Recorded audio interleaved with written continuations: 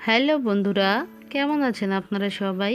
আশা করছি যে যেখানেই আছেন সুস্থ আছেন, ভালো আছেন। আজকে আমি আবারও আপনাদেরকে ওয়েলকাম জানাচ্ছি ভিলেজ কুকিং উইথ ব্লগিং চ্যানেলে আরও একটি নতুন রেসিপি দেখার জন্য। এর জন্য আপনাদেরকে ভিডিওটি প্রথম থেকে শেষ পর্যন্ত দেখতে হবে। প্লিজ ভিডিওটি প্রথম থেকে শেষ পর্যন্ত দেখতে থাকুন। আশা করছি ভালো লাগবে। ভালো লাগলে লাইক, কমেন্ট, শেয়ার এবং সাবস্ক্রাইব করতে একদমই ভুলবেন না। তো বন্ধুরা, দেখতেই পেলেন এখানে আমি চিংড়ি মাছ নিয়েছি। তো আজকে চিংড়ি মাছ দিয়ে মান কচুর একটি দারুণ রেসিপি আপনাদের সঙ্গে শেয়ার করব। আপনারা মান কচু অনেকে অনেক রকমভাবে খেয়েছেন। আজকে আমি যেভাবে এই মান কচুর একটি রেসিপি আপনাদের সঙ্গে শেয়ার করব, এইভাবে যদি আপনারা রান্না করেন, এরপর থেকে অন্যভাবে রান্নার কথা ভুলে যাবেন। আপনারা কিন্তু এইভাবেই খেতে পছন্দ করবেন, আর আপনার বাড়ির পরিবার পরিজন সবাই কিন্তু খেতে ভীষণই পছন্দ করবে।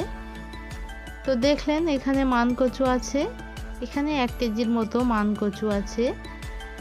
আর এখানে চিংড়ি মাছ নিয়েছি 200 গ্রাম, বেশ বড় বড় সাইজের মাছগুলো। তো এবারে আমি কি করব, মান কচুটা প্রথমে কেটে নেব আর চিংড়ি মাছগুলো কেটে ধুয়ে পরিষ্কার করে নেব। চিংড়ি মাছগুলো এইভাবে কেটে নিয়েছি আর মান কচুটাও ঠিক এইভাবে কেটে নিয়েছি।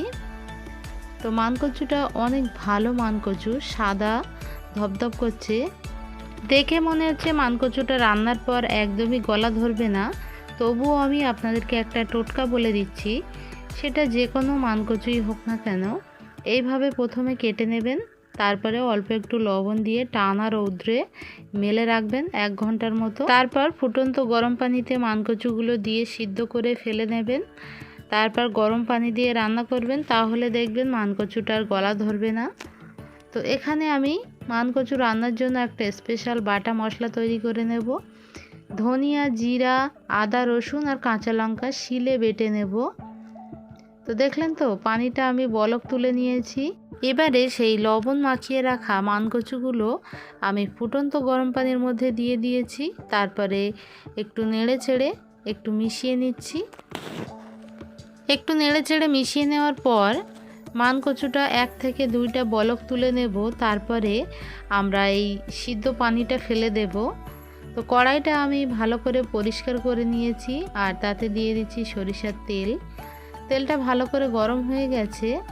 এবারে এর মধ্যে সেই 200 গ্রাম কেটে ধুয়ে পরিষ্কার করে রাখা চিংড়ি মাছ দিয়ে দিলাম। এর মধ্যে সামান্য একটু হলুদ আর অল্প একটু লবণ দিয়ে চিংড়ি মাছটা আমরা বেশ ভালো করে ভেজে নেব। খুব একটা বেশি ভাজার দরকার নেই, তাহলে চিংড়ি মাছগুলো শক্ত হয়ে যাবে। ঠিক এই পর্যায়ে আমরা তেল থেকে উঠিয়ে নিচ্ছি। চিংড়ি মাছগুলো তেল থেকে উঠিয়ে নেওয়ার পর ওই অবশিষ্ট তেলের মধ্যে আমরা দিয়ে দেব একটা কোচানো পেঁয়াজ। আমি এখানে পেঁয়াজ, আদা, রসুন দিয়ে এই রান্নাটা করছি। আপনারা চাইলে পেঁয়াজটা বাদ দিতে পারেন, সেক্ষেত্রে কোনো সমস্যা নেই।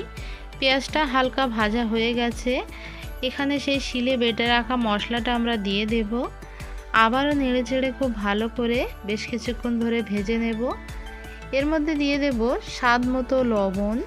লবণটা বুঝে শুনে দেবেন, যেহেতু আমরা কচুটা সিদ্ধ করেছি লবণ দিয়ে। আর অল্প একটু হলুদ দিয়েছি। এবারে মশলাটা আমরা আবারও একটু ভেজে নেব। তারপরে এখানে সামান্য একটু পানি দিয়ে মশলাটা কষিয়ে নেব।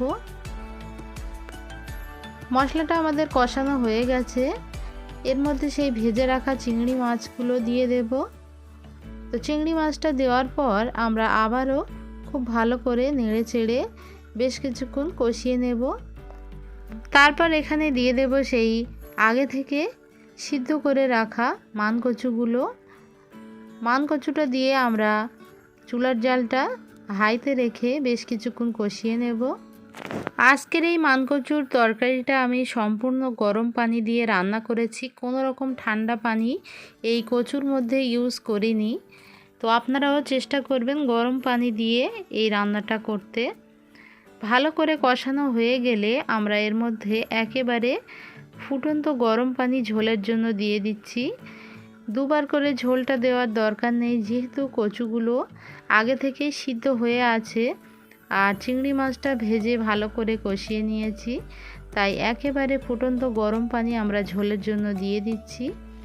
আর আজকের এই কচুর মধ্যে আমি কোনো আলু ব্যবহার করিনি, আপনারা চাইলে আলুটা ব্যবহার করতে পারেন। তো আমার মনে হয় মান কচুতে আলু না দিয়ে রান্না করলে সেটা খেতে বেশি ভালো লাগে। তো ঝোলটা ফুটে গেছে, ঢাকনা দিয়ে আমরা এটা রান্না করে নেব বেশ কিছুক্ষণ।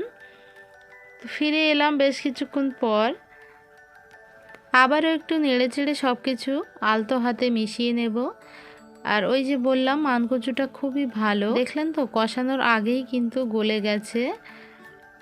এইরকম মান কচু খেতে কিন্তু ভীষণই ভালো লাগে। সামান্য একটু গরম মশলার গুঁড়ো দিয়ে ঢাকনা দিয়ে আমরা 2 মিনিট মতো রান্না করে তারপরে চুলাটা বন্ধ করে দেব। তো দেখুন বন্ধুরা, 2 মিনিট রান্না হয়ে গেছে, আমি চুলাটা এবার বন্ধ করে দিয়েছি। আর ঢাকনা দিয়ে এইভাবে 5 মিনিট রেখে তারপর গরম গরম এটা পরিবেশন করব। আর এই মান কচুর তরকারিটা গরম গরম ভাতের সঙ্গে খেতে কিন্তু ভীষণই মজা লাগে। আজকের আমি যেভাবে এই মান কচুর তরকারিটা বানিয়েছি, আপনারা কিন্তু অবশ্যই এই রেসিপি থেকে বাড়িতে বানাবেন। আর খেতে কেমন হয়েছিল কমেন্ট করে আমাকে জানাতে একদমই ভুলবেন না। আমার আজকের রেসিপি যদি ভালো লাগে একটা লাইক দেওয়ার অনুরোধ রইল। ভিডিওটি বেশি বেশি করে বন্ধু বান্ধবদের মাঝে শেয়ার করবেন। এরকম আরও নিত্য নতুন সহজ সহজ রেসিপি পেতে চ্যানেলটা সাবস্ক্রাইব করে নিয়মিত পাশে থাকবেন। এতক্ষণ ভিলেজ কুকিং উইথ ব্লগিং চ্যানেলের সঙ্গে থাকার জন্য সবাইকে অসংখ্য ধন্যবাদ।